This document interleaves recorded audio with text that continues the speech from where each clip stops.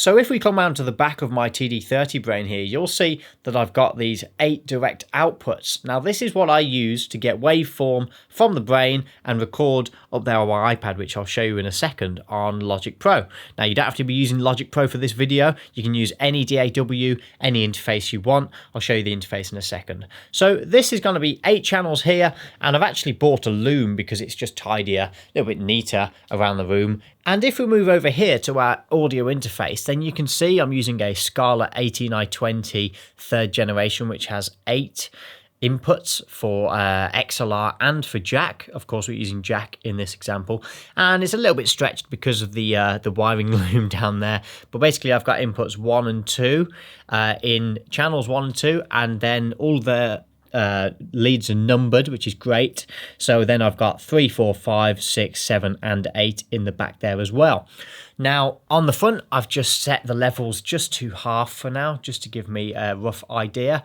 But you'll see that if I play the kit over here, then I'm going to get hopefully a signal come up.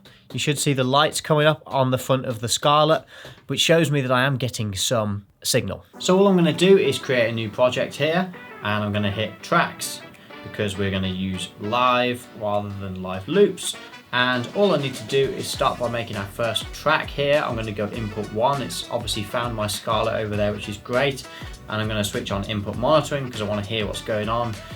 So here we go. We're going to go create there.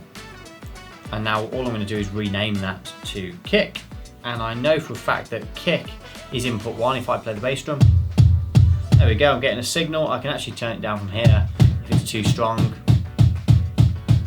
There we go, so I'm getting a strong signal there. And then all I'm going to do now, which I'll fast forward for you, is just create the rest of them. Now unfortunately the TD30 that I'm using here today doesn't give me every single part of the kit as an individual track, but it gives me 8. So I get the kick, snare, hi-hat, ride, and then what it does is it splits the toms left and right in the mix, and then the cymbals left and right as well. So that gives me my 8 tracks. It's far better than taking a stereo out, and it's certainly far better than taking a mono out. But let's go ahead, set up track 2, which I'm going to call snare, and then I will obviously create all of the others. So let me just do that very quickly now.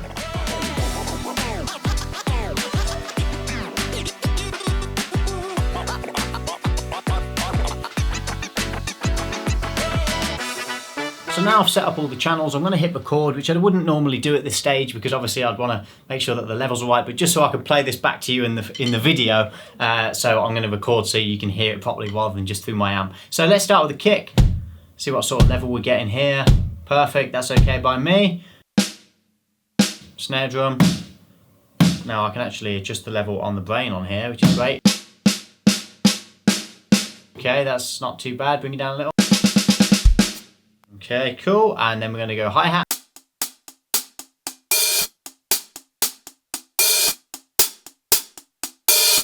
Not too bad. Maybe bring it down just a touch so it doesn't clip. And then ride. Way too low.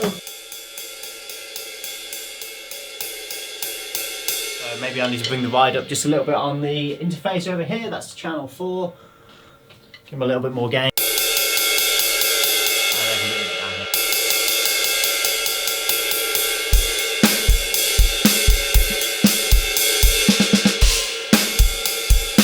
Not too bad. Let's sort out the rest of the kit then. So we've got toms left and right. Way too loud on tom.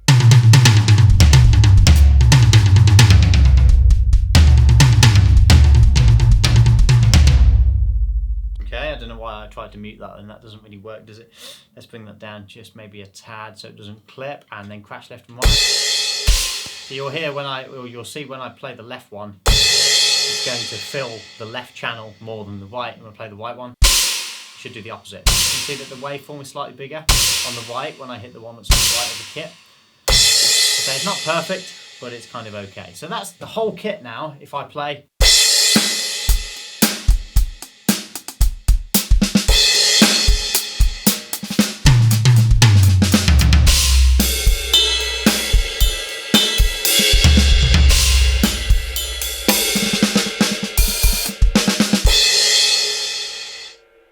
Okay, and that's how you set up waveform audio multi-channel on your electronic drum kit.